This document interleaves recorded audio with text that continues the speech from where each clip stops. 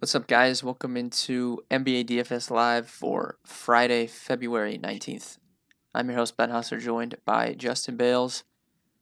Bales, this is a decent slate. Got some injury news that we're waiting on, though. So, Kyle Lowry, they said yesterday he was not going to play today. Then they moved him up to questionable. I think, we're still assuming he's not going to play. But we need to be prepared for the possibility that he is randomly in. But I don't know if we're going to have that news by lock because it's a little bit later game. And then Jaylen Brown is questionable, which is a big one. Like if he was out, I think you would want to play Kemba and Tatum both, um, especially in the matchup against the Hawks. So that's a big piece of news that we're waiting on. Other than that, it's pretty standard. Like the Clippers guys, I don't know. I don't think PG's going to play. Kawhi's probably 60-40 to play, I would guess, but I mean he's almost 10K on DraftKings. So even if Paul George was out, like it's not like Kawhi is a stone lock. So really Brown and Lowry are the ones we're waiting for, and we're kind of assuming Lowry out. So I guess it's really just Jaylen Brown. What's your thoughts on the slate tonight? Don't love it. Don't hate it. Big slate, so there's a lot of ways to go, but you're going to have some really chalky guys. Like Hernan Gomez is going to be owned at, 80% probably, maybe even higher. So I don't know. It's not my favorite slate, but there's enough ways to go that I do think it's pretty solid. Yeah, I think there's some good like some of the higher priced guys that aren't going to be owned, like Steph Curry. I think is a good play. I don't know like how high. Like we haven't projected for like 6% ownership right now, which is significantly lower than Giannis. So I think like that would be an interesting way. Maybe playing him in tournaments, or you could play him and Vooch together. I feel like would be an interesting way to go. So I do think there's some interesting spots for tournaments, but we'll go ahead and get into things. We'll start at point guard here. Where are you going here at the top, other than Curry, who I literally just mentioned? But for like your main team, who do you want the most at point guard today? I think if I spend up, there's honestly probably only three guys that I'm really looking at. One, obviously, is Curry. I do think he's a really good play. Two is Trae Young against Boston. He gets the rematch, is only 9,500. So I do like him after he came off a big game. Obviously, Kemba's playing, so it's different, but I'm not really overly worried about that. And then the other one would be Fred VanVleet, specifically if Kyle Lowry's ruled out. VanVleet under 8K with no Lowry, especially against Minnesota, is just a really, really good play because he's going to play about 40 minutes, and he's over a fantasy point per minute kind of guy. So I do think he's way too cheap at 7,800. Yeah, Trae. What did he drop? 40 in that last game. Is that what it was? He had like almost 60 fantasy points. Yeah, I think he dropped 40. He scored. Yeah, he scored 40. Yeah, so I don't necessarily know if he'll repeat that, but dude, he's a great play.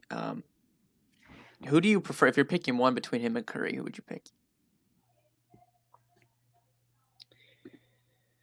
I think slight lean Curry, I think, but not by much. I think slightly. I would pick Curry, but I would be fine either way.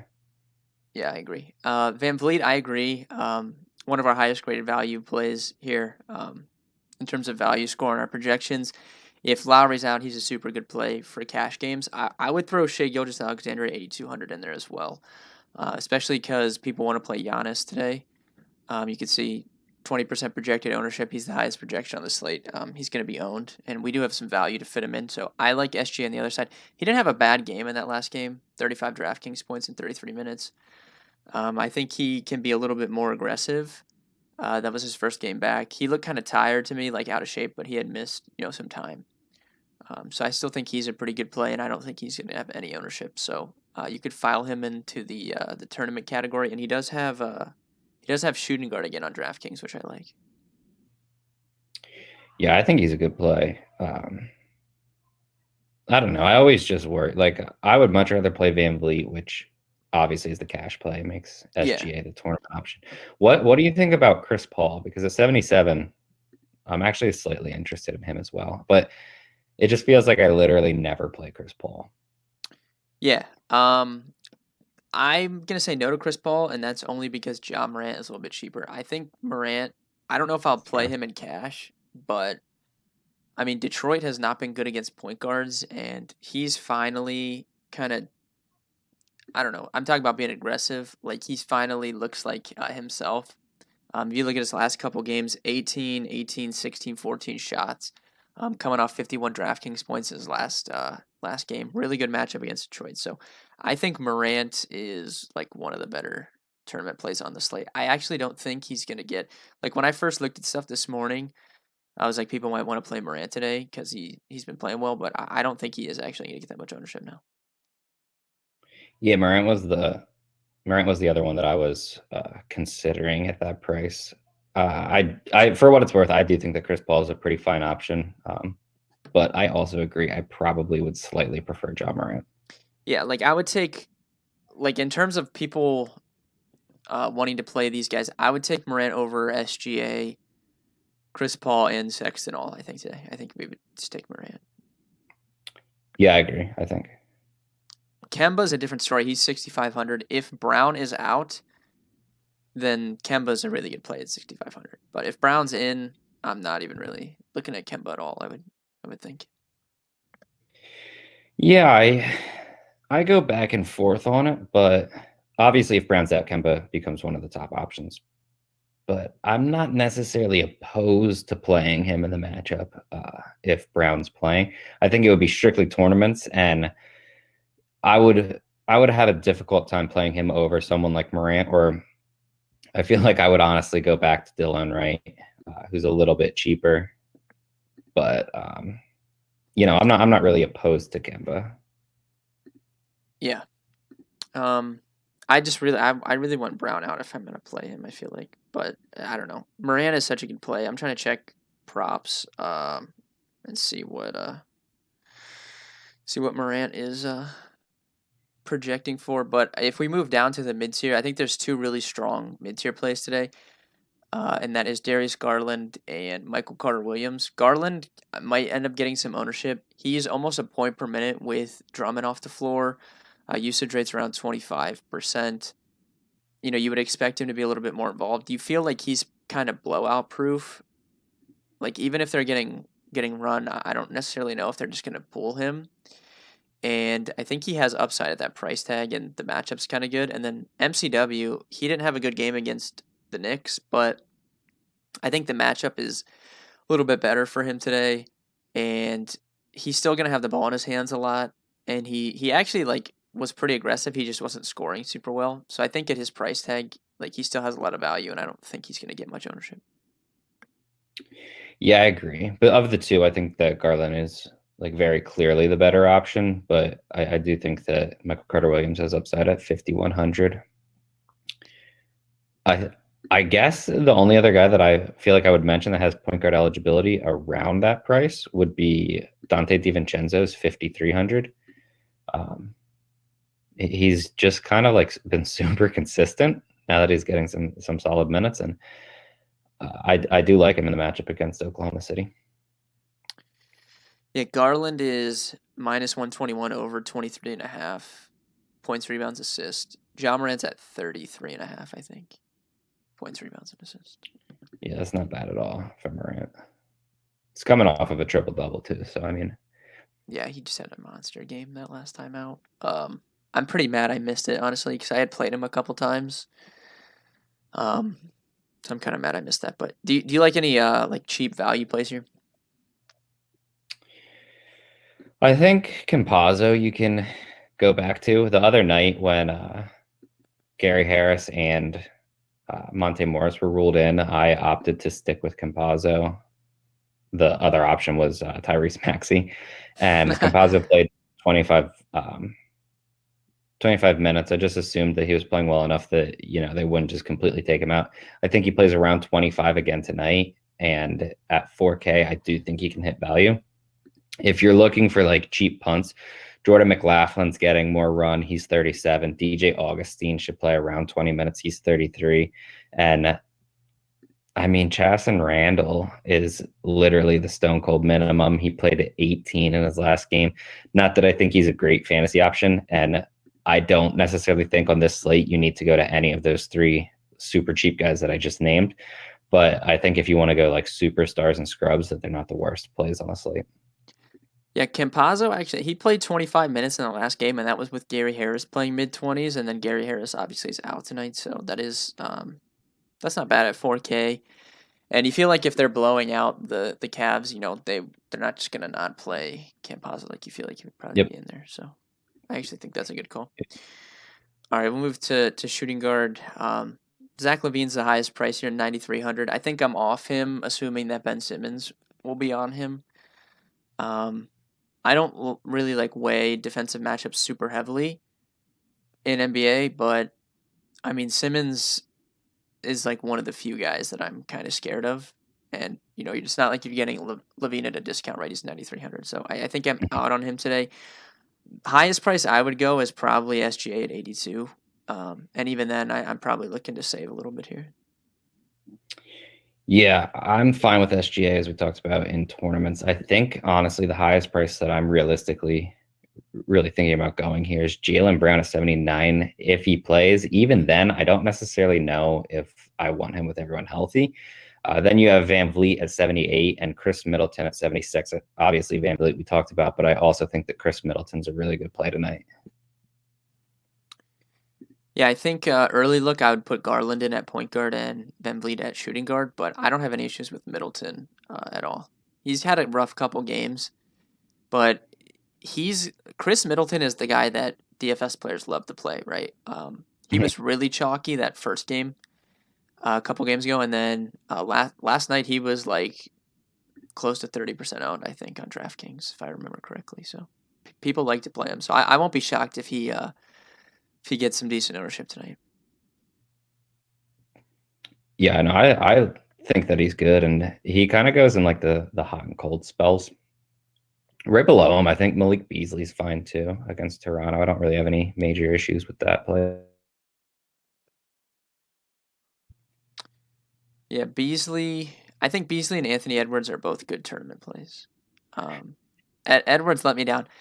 He let me down that last game, but it was just he's super volatile, right? Like that's kind of what he is.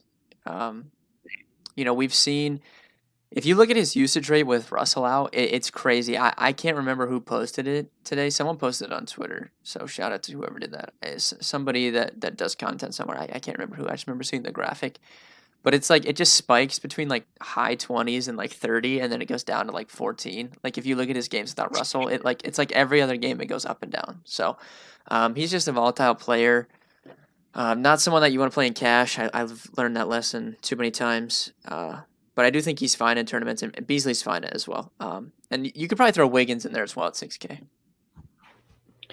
I feel like, yeah, I'm fine with Wiggins, but I feel like I would kind of. Nah, maybe not. I don't know. I keep going back and forth between who I like more, Andrew Wiggins or Evan Fournier. Fournier's 200 cheaper, and I don't know. I feel like he's a little underpriced at the moment. Yeah. I don't know. I don't love the mid-tier. Do you have any mid-tier options? Like I think Desmond Bane's interesting in tournaments. He's really cheap. So do you like anyone in the mid-tier before we drop down? No, I think just more or less Fournier and Wiggins. I think when you drop down more, you can get to like Garrett Temple at 4K. He's going to play 30 plus minutes. And then you have like a bunch of other guys. You talked about Bane, Bryn Forbes. Not that I really want to play him too much. Kent Bazemore, even Wayne Ellington's 3,100. So there are options. Just, none of them are overly safe for being cheap. Yeah. Are you in or out on Bane? I think Bane is kind of interesting. Yeah, I'd be fine playing him. I think that he's one of the better cheap options. And he was out for it was just like personal stuff. It wasn't like he was hurt. So I think you could probably expect like decent minutes with him coming back. Another guy at 33 is Svai. I mean, you can't trust him whatsoever, but if his shot's falling, he can score points in a hurry. And Detroit is kind of going with like their younger group, and Svai should be a pretty big part of that. So you would anticipate he gets 20 plus minutes, and only 3,300 is a solid. especially against Memphis. It's a solid play. Yeah, I heard some rumblings about Kyra Lewis Jr. maybe starting tonight. So we can keep an eye on that. I guess. I don't know. If he was starting, would you be any interested in him for tournaments? Yeah, I guess I would be fine with him because he's so cheap. Yeah, but not overly interested. What's what's the ceiling? You know what I mean? It's just not necessarily elite. I guess if he's starting, yeah, I would be fine with him in tournaments if he's starting. I talked myself into it. Dude, this has nothing to do with basketball, but I'm cracking up at my friend. My friend's a super big Sam Burns fan, the golfer, and he's like a degen gambler, like worse than me. And he gave up sports betting for Lent, and Sam Burns is like in first place of this golf tournament this week. Oh, Dude, it's just so funny. Oh my god, Jeff, I love you if you're watching this, man. It's just so funny. All right, we'll move on to small forward. Kawhi, Simmons, Tatum at the top. Don't have a ton of interest in those guys. Simmons is listed as probable. He missed that last game, so we should note that. But it was with an illness. I'm assuming he plays tonight. Tatum would be pretty much a lock for me if Jaylen Brown was out. But if he's in, more of like a secondary play on this slate, I feel. Yeah, I agree. I think that I don't know. I feel like this is not another position where I'm not like overly trying to spend up unless Brown's out. Yeah, I agree. Jeremy Grant, can't ignore what our boy Jeremy Grant has been doing. Yep. This man loves to go off when I don't play him. Scored 43 real points in his last game, although that only produced 48 DraftKings points. So I don't know. Not really the type of guy that I love to spend up on, but I do love me some Jeremy Grant. So you can file him into the tournament section for today. Kelly Oubre Jr. I think is tournament playable at 6,400. And then you have Norm Powell if Lowry's out. Expensive, but had another good game last night. I played him on FanDuel last night. He definitely is going to be in consideration if Kyle Lowry's out. Yeah, I think that he's a solid option. I just like the matchup, really. Outside of that, I feel like every day it's kind of like Kelly Oubre, you can play him, but Yeah. And then when you beware get of those his floor. smaller slates, he's actually been pretty chalky a couple times this year. Mm-hmm. Which means start playing him on the big ones when he's not chalky whatsoever, and you just hit pretty a much ceiling. the same. Yeah, exactly. I don't mind that. Sadiq Bey, our boy, 5,600's tournaments only, but I think he's fine in tournaments again. And then I kind of like MCW. We talked about him at point guard, but you can use him at small forward on DraftKings. I don't know. That's kind of piquing my interest right now, to be honest. Yeah, I think the big problem there is that Cedi Osman's only a couple hundred cheaper. So like you can easily play Osman instead of MCW, and I feel like I do prefer Osman quite a bit more. Yeah, I think Osman's going to be higher owned. I think he probably projects better. I don't know. Dude, I might like MCW at lower ownership better than Osman. Like not saying for cash, but just like in general. Yeah. Like if you're playing tournaments, I would rather play MCW than chalk Cedi Osman, I feel like. Yeah, I mean, I would more or less be fine with it. I don't have any issues with that. Is Osman projecting for enough ownership that, I would rather play MCW. Not sure at this point, but we'll see closer to lock. We'll see closer to luck. You can use Bane at small forward, so I like him in tournaments. Do you have anyone else you really like here for cheap?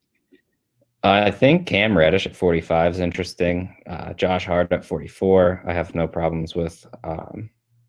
The man you love, Danilo Gallinari, at 43 is a high upside tournament option. I mean, that's more or less it. I think there's other plays that are like relatively decent, but I don't think you have to go there. Pat Connaughton, now that he's up to 41, I think you can use him, but probably not the best play. Jaden McDaniels, if he's getting the time, he's only 3,300. So there's definitely options, just none that really stick out way too much or anything. Yep. I don't know, man. I hate when Cedi Osman's chalk, dude. I just hate it. I mean, he's gonna play minutes because Prince is out, obviously, so like it's fine. But I don't know, man. I just never get a great feeling about it. Even though I like him, it's not like I have anything against him. Power forward, Giannis, 10-8. Jason Tatum, Zion Williamson. Zion has been unlocked, man. We've seen it. He topped 50. This is newsworthy, man. 50-plus DraftKings points in 2 straight for Zion. That's a big deal. Adams is out, so I think, maybe we could see some extra time with Zion at the 5, which is good. So I think Zion's a really good play, but I think Giannis, you can see, 61 projected DK points tonight, highest by over 3 points. You're probably going to build around him in cash. And, dude, the way the Bucks have been playing, like, they haven't been blowing anyone out. And that's been super good for his minutes. Like, when they're in close games, he plays a ton of minutes, dude. Yeah, it's he only really ever struggles that much when the game's a complete blowout, and generally when they're winning via the blowout. Yeah, and naturally, they'll blow the Thunder out tonight. Just that's how it works. But they're on a back-to-back, and the Thunder are scrappy, dude. Like, the Thunder have not been getting blown out at all.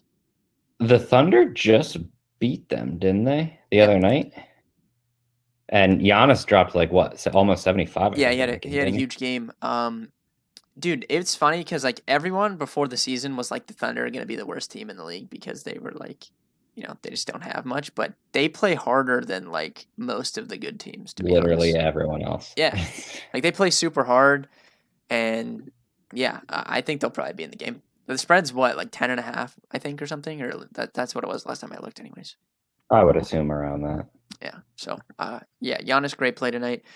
Zion as well, and then we have Siakam. If Lowry's out, Siakam's going to get a bunch of ownership. I think a lot of people will play Giannis and Siakam together, which to that point will lower the ownership on Zion in GPPs. Yeah, I believe the best 2 plays at power forward, and I have them quite a bit above everyone else, is Giannis and Siakam. I'm 100% on board with Zion. I have no problems whatsoever with that.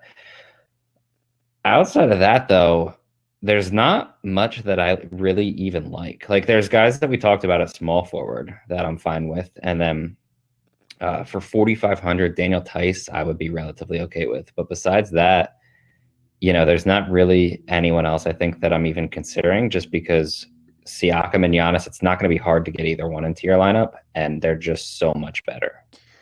Yeah, Tice is fine in tournaments, and I'm assuming Draymond is going to play. He was a late scratch in that last game. I'm assuming he plays tonight. That game's early, so we'll know. But if he randomly got ruled out, our boy Eric Pascal under 4K, man. I'm not going to do that. I'm not. If Draymond's out, you would probably have to, like, he would pop so hard in projections if Draymond got ruled out. But yeah. But I think Draymond plays, so we don't have to worry about it. I'm just mentioning it just in case.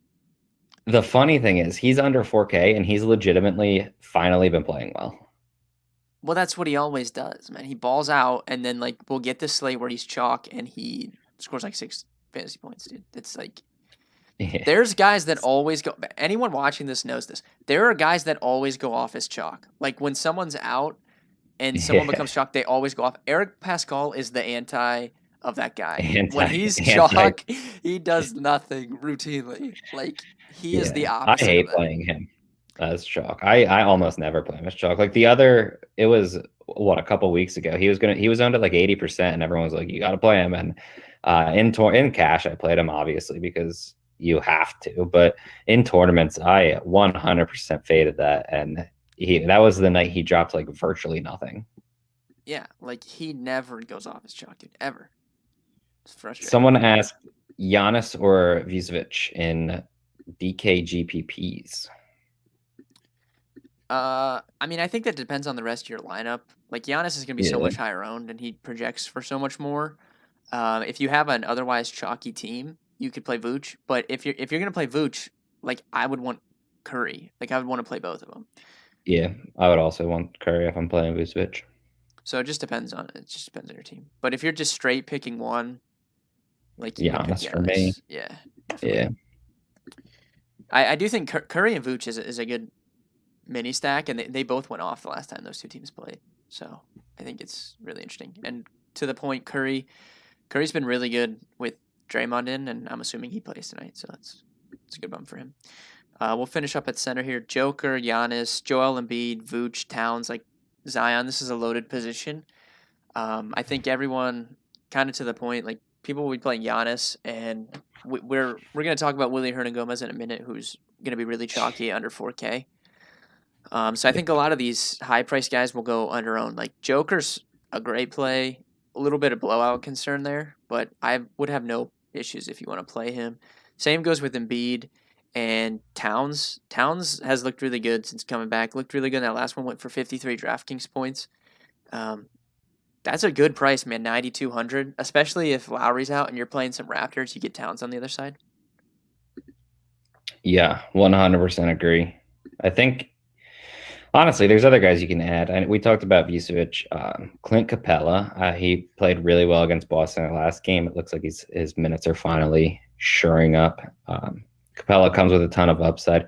Rudy Gobert, the Clippers don't really have anyone that's going to slow him down in the paint. Jarrett Allen, when it was first announced that Andre Drummond was basically done playing for the Cavs, Jarrett Allen was like chalk along with JaVale McGee.